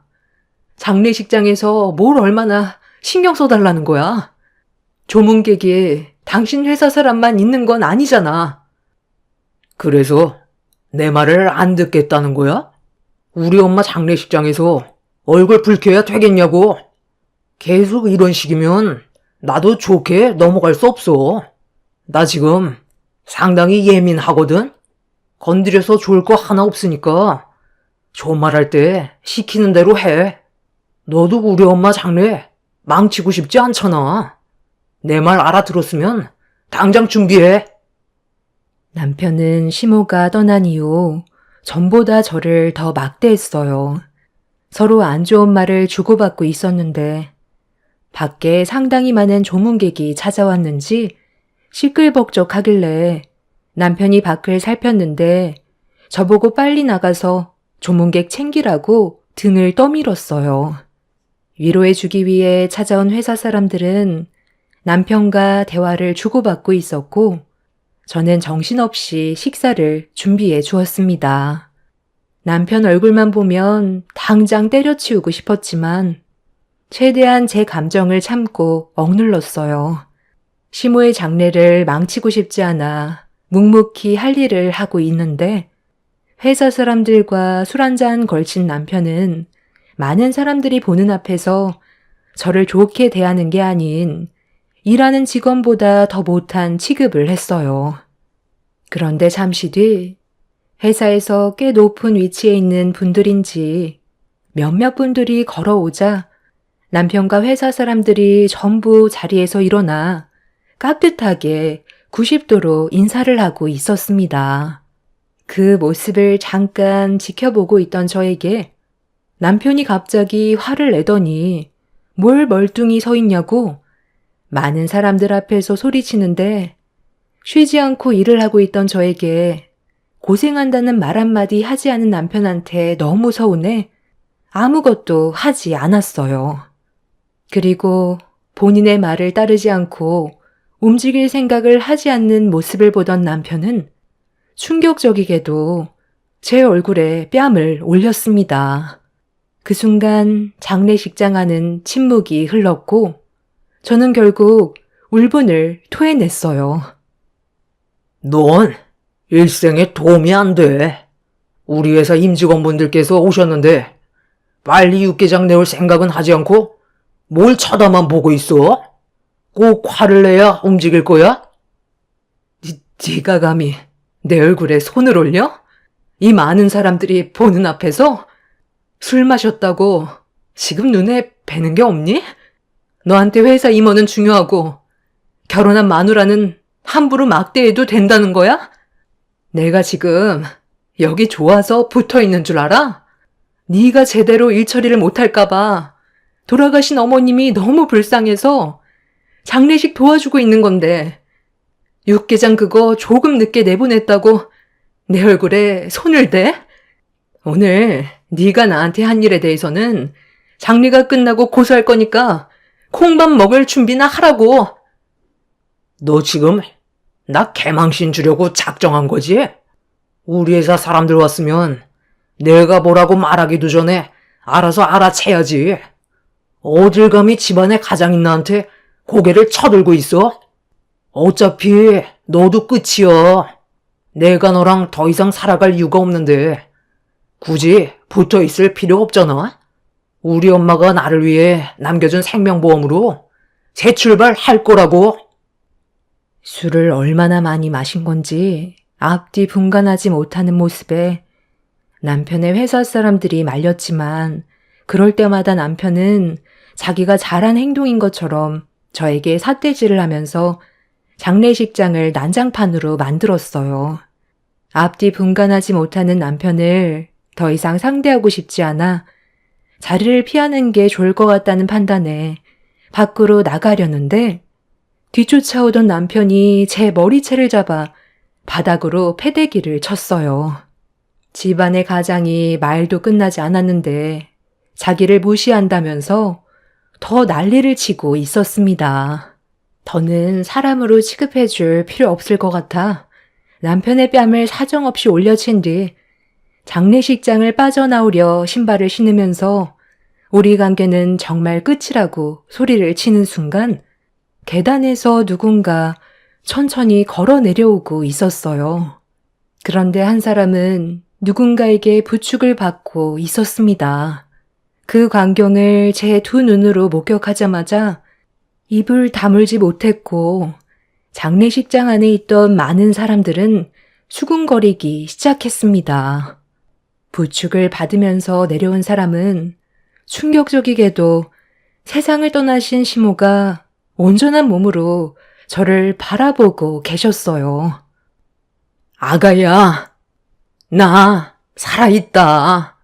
세상 떠나지 않았다고. 지금 여기서 뭐하고 있는 거니? 빨리 돌아가자. 저 정신 나간 놈은 이제 내 아들이 아니다. 경찰에 신고했으니까 곧 우리를 도와주러 올 거야. 내가 지금 어디서 오는 길인 줄 아니?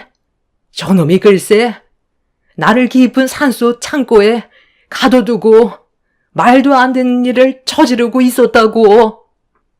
네가 장례를 치르고 있는 걸 보니 벌써 저놈이 해선 안 될 짓을 했나 보다. 엄마가 이건 사람이 할 짓이 아니라고 끝까지 말렸는데 결국 이를 저질러? 엄마, 도대체 여긴 왜 온 거예요? 제가 그곳에서 지낼 수 있게 모든 걸 마련해 놨었잖아요. 몇 달만 고생하면 우리한테 큰 돈이 들어오는 건데 전부 망치면 어떡해요? 이게 지금 무슨 말이야? 어머님이 살아계신 것도 충격인데 방금 뭐라고 그랬어?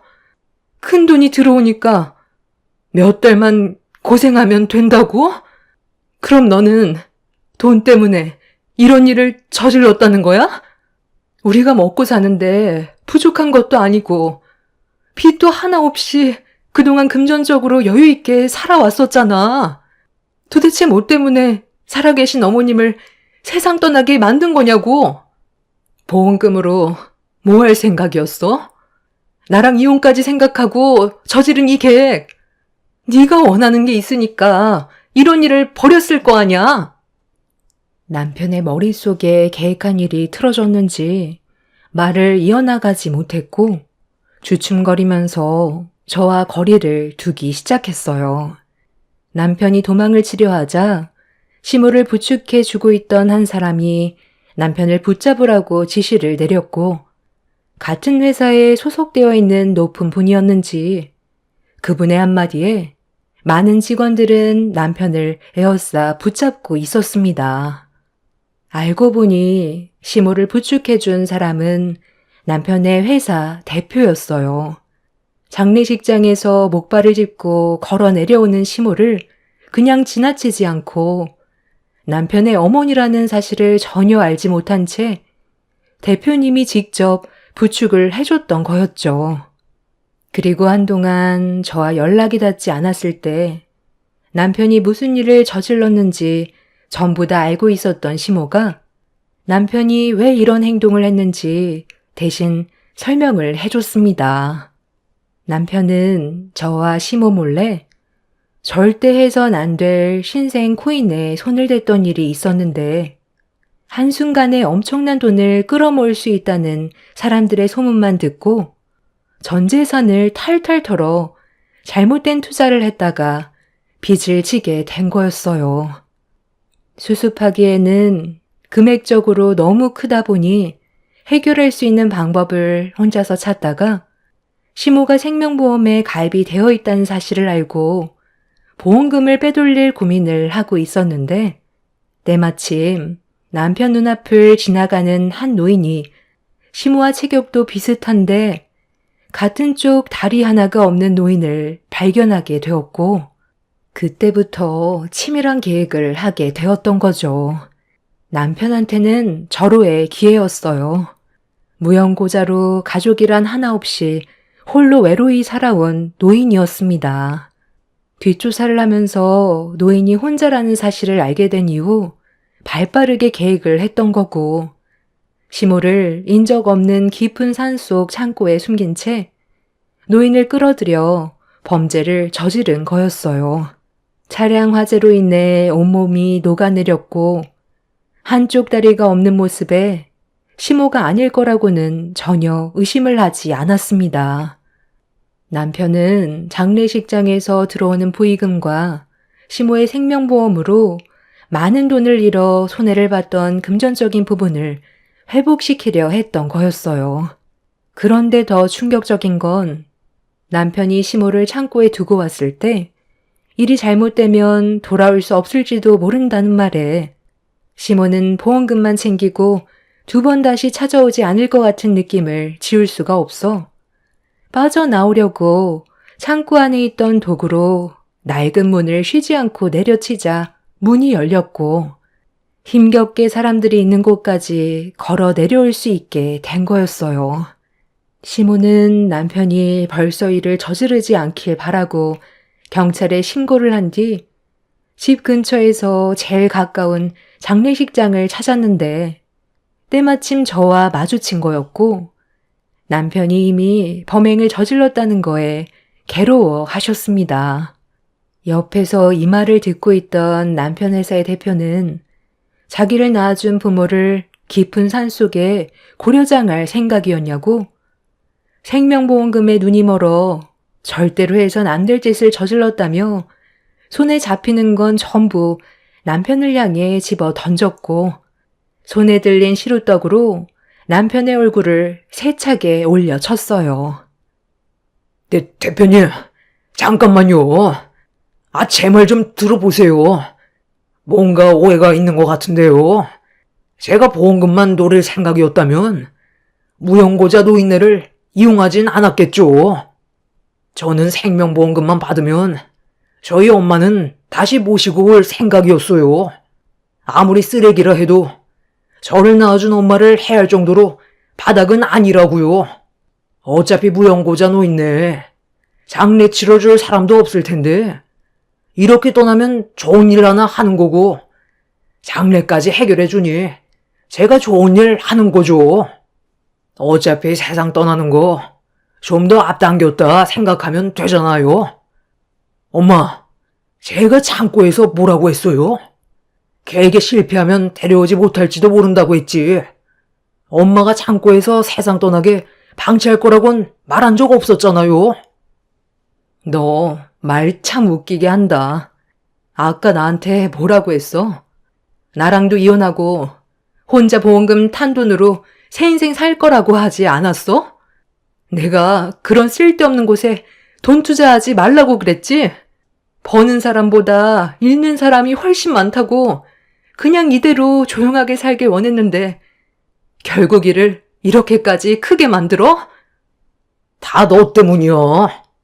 차라리 그냥 너도 데려가서 그 차에 같이 태워보내 버릴 걸 그랬다. 그 입 좀 어떻게 담을 수 없니? 지금 일이 얼마나 심각해졌는지 알아? 나 때문에 사태가 심각해진 거야? 네가 그 돈 때문에 저지른 범행으로 인해 이런 문제가 생긴 거고 많은 사람들이 피해를 봤다고. 저기 경찰 오고 있네. 하는 행동 보니까 아직 뭘 잘못했는지 전혀 모르고 있는 것 같은데 옥살이 하면서 네가 저지른 행동에 대해 깊이 생각하고 무고하게 돌아가신 그 노인분과 어머님께 평생 사죄하는 마음으로 뉘우치며 살아. 알겠니? 경찰들은 남편을 연행했고 시모도 추가적인 조사를 위해 같이 경찰서로 가게 되었습니다.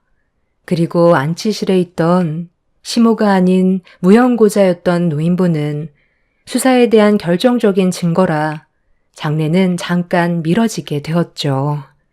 시모와 똑같이 한쪽 다리가 없는 상태에서 혼자 외로이 살아왔던 그 노인분이 사람의 손길이 얼마나 그리웠으면 남편의 게임에 넘어가 범행의 대상이 돼서 세상을 떠나시게 된 게 너무 마음이 안 좋았어요. 남편은 결국 자신이 저지른 범행에 대해 전부 인정을 하게 되면서 수사는 끝이 났고 무연고자였던 그분은 최대한 예를 갖춰 장례를 무사히 끝낼 수 있게 되었습니다. 그리고 남편은 징역 25년을 선고받게 되었죠. 사람의 악함은 한도 끝도 없다더니 자신이 원하는 걸 얻기 위해 치밀한 계획을 세우고 조금의 죄책감 없이 행동을 옮겼다는 거에 너무 큰 충격을 받았어요. 앞으로 징역을 사는 동안 본인의 잘못을 뉘우치게 될지 그건 모르겠지만 세상 떠나게 되는 날까지 2번 다시 얼굴을 보고 싶지 않습니다. 저희 부모님께서도 남편의 충격적인 행동에 많이 놀라셨고 제가 큰일을 당하지 않았다는 것만도 다행이라며 저와 함께 한동안 정신과 치료를 받으셨습니다. 그리고 시모는 요양원에 들어가겠다며 본인이 직접 모든 걸 해결하셨어요. 남편과 제가 이혼을 했는데 더는 저에게 피해를 주고 싶지 않다면서 새로운 삶을 살라고 요양원 위치도 알려주지 않으셨네요. 하루빨리 과거의 아픔을 전부 잊어버리고 싶어요. 제 나이 이제 40대 초반이고 앞으로 해야 될 일들도 많은데 더 이상 과거에 얽매여서 살고 싶지 않습니다. 인생 경험했다 생각하고 앞으로 열심히 살아가려고요. 제 기막힌 사연을 들어주신 여러분들의 가정에는 언제나 평안이 가득하시길 바랍니다. 감사합니다.